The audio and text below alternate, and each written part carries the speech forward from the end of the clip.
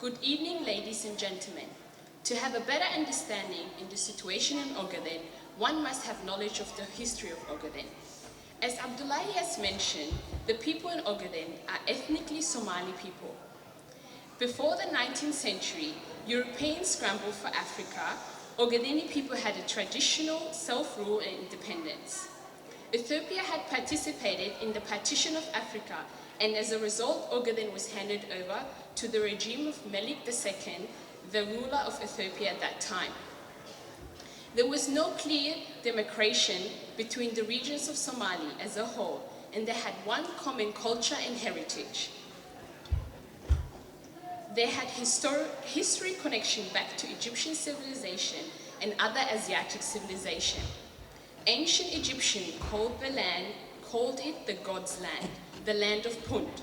Somalis as a nation considered one of the most homogeneous in the world.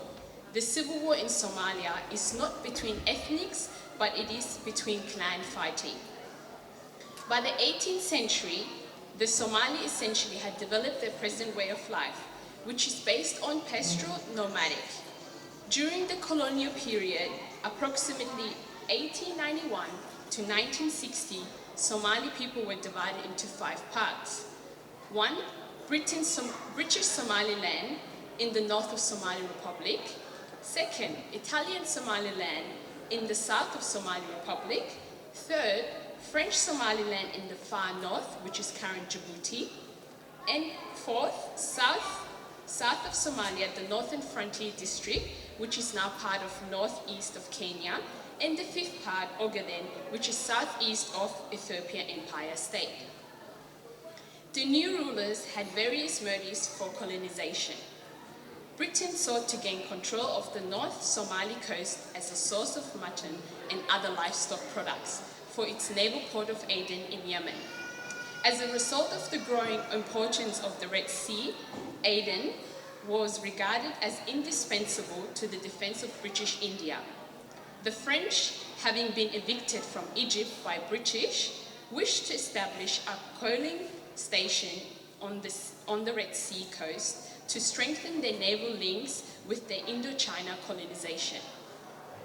In the southern Somalia, better known as Banadin Coast, was the main colonizer. Ethiopia was largely a feudal state with subsistence economy that required its army of occupation to live on the newly acquired land.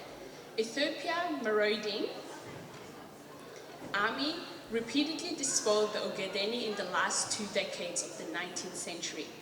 Ethiopia's occupation of Ogaden took place with the help of European colonization, particularly Great Britain.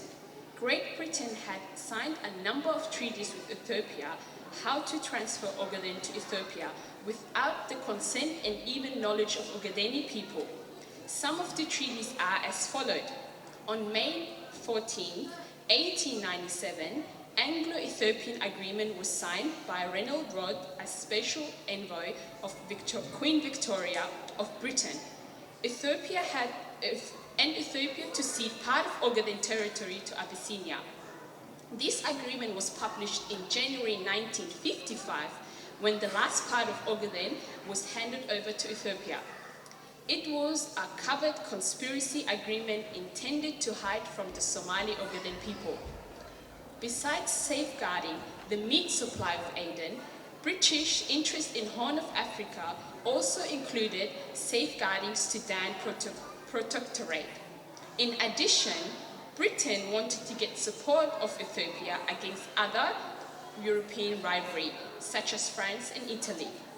Hence, Ogaden region was ceded to Ethiopia to secure its friendship and cooperation, and in turn, Ethiopia agreed and promised to support Britain and to look after its interests in the region. In 1935, Italy under Mussolini invaded Ethiopia and took over Ogaden and Ethiopia. It was the beginning of World War II, and Britain came for the help of Ethiopia. Italy was defeated by Great Britain, and Somalia nation came under British military administration. However, that did not last. Britain began piecemeal transfer of Ogaden to Ethiopia without the consent of Ogadenis. One part was handed over in 1948, and the last part, the reserve area, was handed over in 1955. That fateful event was the first time Ethiopia occupied all of Ogaden permanently. The people of Ogaden were never consulted as foreign countries signed agreements ceding their land. In 1960, 2 of the 5 Somali colonies became independent to form Somali Republic. The status of French Somaliland, which is current Djibouti, NFD, and Ogaden did not change. Djibouti became independent 17 years later in 1977, and NFD is still part of Kenya, and Ogaden is still under the Ethiopian occupation. Ogadeni people struggle was part of Somali struggle under the slogan of Great Somalia, a unification of Somali people. After the independence of Somalia and Djibouti, Ogadeni people continued to wage their liberation struggle, this time for independence and self-determination of Ogadeni people without the precondition of Somali unification. As a result, a number of organizations was established, such as Western Somali Liberation Front in 1976. They fought with the support of Somali Republic and took nearly control of all Ogaden before the military intervention of the Soviet and Cuba. By early 1978, Somalia had suffered a devastating military defeat. In this war, which is known as Ogaden War, at the end of the war, Ethiopia started a new wave of mass arrest and ethnic cleansing. 2.5 Ogadenis were displaced and fled to neighboring country, mainly to Somalia. There were about 40 refugee camps in Somalia alone. There were equal number of internal displacement and strafing the livestock and killing as much cattle and camels, which were the livelihood of Ogadeni people. The human rights abuses in Ogaden is still continuing. Human rights violation in Ogaden is unprecedented. It is like Darfur or even worse. Rape and extrajudicial killing and looting of the people's property with impunity is the lot of Ogadeni people. The region is facing 3 years of blockade. People are dying from starvation and malnutrition. Ethiopian regime has committed crimes against humanity in Ogaden, and the international community kept silent. They closed the region of relief organizations and international media.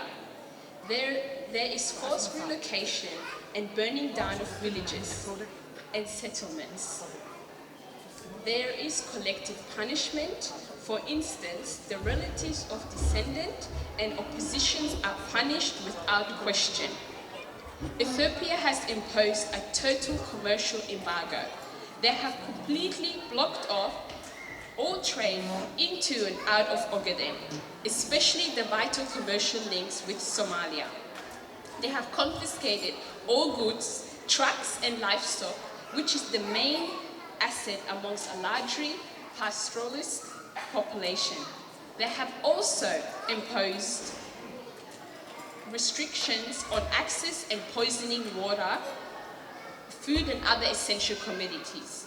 They are recruiting man-made famine, and relief agencies are not allowed to